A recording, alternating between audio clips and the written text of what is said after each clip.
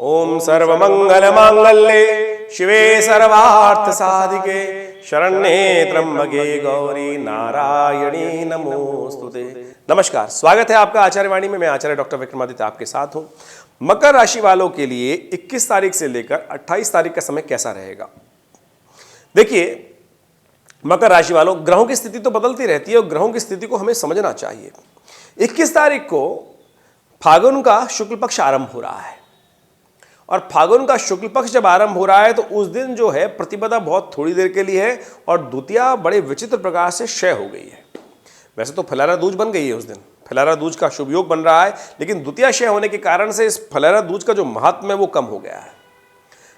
फलारा दूज आमतौर पर शुभ नक्षत्र के तौर पर मानी जाती है, शुभ तिथि के तौर पर मानी जाती है, अंशुत साया माना जाता है। और भारतीय संस्कृति में एक बड़ा विचित्र ये बात है कि उस दिन अंशुत साया में बिना पंचांग देखे कोई भी शुभ कार्य कर सकते हैं, लेकिन तिथि क्षय है तो इसलिए बहुत सारे लोग तो विवाह इत्यादि भी इस तिथि में करने का प्रयास करते हैं। तो विशेष तौर पर शास्त्र में तो कहा गया है कि विवाह को अच्छे से जन्मपत्री मिलान करके करना ही चाहिए। ग्रहों की स्थिति देखते हुए, चंद्रमा की स्थिति देखते हुए करना चाहिए। हर लग्न वाले, हर राशि वालों के लिए ऐसी नहीं कि कोई भी तिथि शुभ हो सकती है। विवाह इत्यादि मकान के आरंभ करने के लिए तो पंचांग को देखकर ही, ज्योतिष गण के खासतौर पर मंत्रणा करने के उपरांत ही ऐसे अंशुत सायों को उपयोग नहीं कर सकते हैं। कोई छोटे मोटे मुहूर्त हैं उनमें अंशुत सायों का उपयोग कर सकते हैं। तो उस दिन तिथि क्षय हो गई है, लेकिन एक बहुत अच्छा योग बन रहा है उस दिन। वो योग ये है कि उस दिन शाम को, हम ग्रहों की स्थिति बाद में बात करें, उस योग का लाभ लेने का प्रयास करें। उस दिन शाम को जब चंद्र दर्शन हो तो उस दिन चंद्र दर्शन कर कर अपने माता पिता गुरुजन का आशीर्वाद जो व्यक्ति लेता है, साथ साथ गौ पूजन कर लेता है, तो कहा जाता है कि उनके पूरे महीने भर के समस्त कष्ट दूर हो जाते हैं और कई प्रकार के दोष लांछनों से भी उस व्यक्ति की रक्षा हो जाती है। तो इस उपाय को आप अवश्य करने का प्रयास कीजिए। बहुत थोड़ी देर के लिए चंद्रमा जैसे सूर्य अस्त होंगे उस वक्त उदित होंगे, बहुत बाल के बराबर वहाँ विशेष तौर पर वेस्ट की साइड में निकल रहे होंगे। उस दिन उनका दर्शन अवश्य कर लीजिएगा और उसके बाद ये उपाय कर लीजिएगा। देखिएगा आपके प्रत्यक्ष रूप से बहुत सारी अड़ाएँ बलाएँ अपने आप दूर होने के योग बन सकते हैं। तो ये उपाय अवश्य करने का प्रयास करना चाहिए। 21 तारीख को चंद्रमा की स्थिति जो है आपकी राशि के अनुसार से, मकर राशि के हिसाब से बात करें तो वो अच्छी दिखाई देती है। कुंभ में रहेंगे और आपको धन का लाभ का योग बनाते दिखाई दे रहे हैं, तो आपके लिए आगे बढ़ने के योग बनते दिखाई दे रहे हैं। अपनी माता जी का विशेष तौर पे आशीर्वाद लेकर काम करने का प्रयास करें। भगवान शंकर का विशेष तौर पे मंत्र जप करें, हनुमान जी का पाठ करें, तो आपके लिए और स्थिति अच्छी बन सकती है। वैसे ये पक्ष पूरी तरह से, ये 8 दिन का समय आपके लिए अच्छा ही दिखाई दे रहा है हमको ग्रहों के दृष्टिकोण से, तो आपके लिए अच्छा रहेगा। ये उपाय हमने आपको बताया, लेकिन एक बात ध्यान रखिएगा कि पंचक चल रहे हैं। 21 तारीख, 22 तारीख को, 23 तारीख को पंचक विद्यमान रहेगा, तो उससे इस बात का ध्यान रखें जो लोग नया मकान बना रहे हैं छत इत्यादि ना डालें, एकत्रीकरण का कार्य ना करें, इस बात का भी ध्यान रखें। तो इसमें सावधान रहना चाहिए आपको। जिस पक्ष में कोई तिथि आरंभ में कोई तिथि क्षय हो जाती है तो इस बात का ध्यान रखना चाहिए कि शेयर इत्यादि, सट्टे इत्यादि काम में बड़ा नुकसान होने के योग बन जाते हैं। तो उनसे विशेष तौर पर ध्यान रखते हुए काम करने का प्रयास, जो इस क्षेत्र में काम कर रहे हैं उनको भी सावधान रहते हुए काम करने का प्रयास करना चाहिए। 22 तारीख की सुबह 1:13 पर चंद्रमा का जो है पदार्पण जो होगा मीन राशि में होगा। चंद्रमा मीन राशि में जाकर बृहस्पति के साथ आपके तृतीय भाव में बड़ा अच्छा योग बनाने वाले हैं। बस आपको ध्यान रखना है एक ही बात का, अपने गुस्से को कंट्रोल करना है और कार्य को बड़े शांति के साथ करने का प्रयास करना है। बेकार बातों पे गुस्सा, एंजाइटी बढ़ता दिखाई दे रहा है, लेकिन चंद्रमा वो शांत करेगा अपने आप, लेकिन लाभ के योग बड़े अच्छे बनाता दिखाई दे रहा है।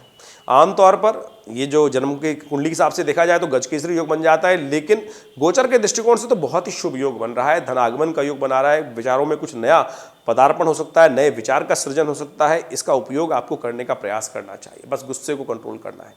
देखिए, एक भाव और ध्यान रखिएगा, बृहस्पति और शुक्र का योग इन दिनों चल रहा है। परस्पर विचारों को 2 भागों में बांटता है, आपके पुरुषार्थ को 2 भागों में बांटता है। आधा मन इधर चलेगा, इधर काम कर लूँ, आधा मन चलेगा, इधर काम कर लूँ। तो शांति के साथ गुरुजन का सहयोग लेते हुए, विवेक का इस्तेमाल करते हुए काम करने का प्रयास करें। ग्रह योग पूरी तरह से आपके लिए शुभ है। यदि एक दिशा में काम करेंगे, सही से काम करेंगे, तो बहुत अच्छे से लाभ प्राप्ति के योग बन सकते हैं। उसके साथ साथ चंद्रमा का पदार्पण आप समझें कि 22-23 तारीख की स्थिति भी अच्छी दिखाई देती है। यदि 24 तारीख की हम बात करें, 24 तारीख को चंद्रमा और आगे चलेंगे, मेष राशि में चले जाएंगे। तो मेष राशि में जो चंद्रमा जाएंगे वो भी आपके लिए हमें अच्छे दिखाई देते हैं। ग्रहों का योग अच्छा रहेगा, लाभ की स्थिति विद्यमान रहेगी और आगे बढ़ने के योग दिखाई देते हैं। तो यानी ओवरऑल जो है 26 तारीख को चंद्रमा वृषभ राशि में जाएंगे, वो भी आपके लिए अच्छी स्थिति बनाते दिखाई दे रहे हैं। लाख आपके विरोधी आपका विरोध करने का प्रयास करें, लेकिन सब चारों खाने चित होते दिखाई दे रहे हैं। आप अपनी हाथी चलत बाजार में कुत्ता भौंक हजार, साधुन को दुर्भाव नहीं जो निंदे संसार। तो अपने काम में मस्त होकर काम करने का प्रयास कीजिए। ये ओवरऑल 21 से 28 तारीख का समय जो है आपके लिए सही तरह दिखाई दे रहा है, अच्छा आगे बढ़ने का योग बना सकता है। इसलिए अपनी चाल में, जिसमें आप अपने विचार में काम करते हुए विचार रखते हुए काम करने का प्रयास कीजिए। अच्छे से गुरुजन का, बड़े अच्छे एक्सपर्ट ओपिनियन को लेते हुए काम करिए, आपके लिए ओवरऑल दिन अच्छे दिखाई देते हैं। एक बात ध्यान रखिएगा, 27 तारीख को हुलाष्टक आरंभ हो रहे हैं। होलाष्टक जब आरंभ होते हैं तो कई बार क्या होता है कि जब अच्छा समय चल रहा होता है तो बेकार किसी ना किसी के सामने अपने हमारे मुंह से निकल जाता है बखान करते हुए ना, अपने जब अच्छा समय चल रहा होता है आदमी हवा में उड़ रहा होता है और कई बार कह देता है लोगों के सामने, अरे मेरे तो सब बढ़िया है, इतना बढ़िया यहाँ से आमदनी है, ये भी बढ़िया है, सब सुख है। बस समझ लीजिए किसी गलत जिसकी नज़र लगने वाली होते हैं, हर व्यक्ति की नज़र नहीं लगती, लेकिन कुछ विशेष लोगों की नज़र कई बार लग जाती है।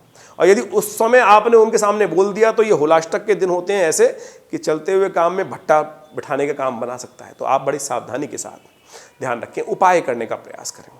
आपके लिए सबसे अच्छा ये है कि शमी के पेड़ की जो पत्ते मिल जाए उसका बंधनवार बनाकर अपने घर के मुख्य दरवाजे पर उसको बांधें, व्यवसाय स्थल पर बांधें।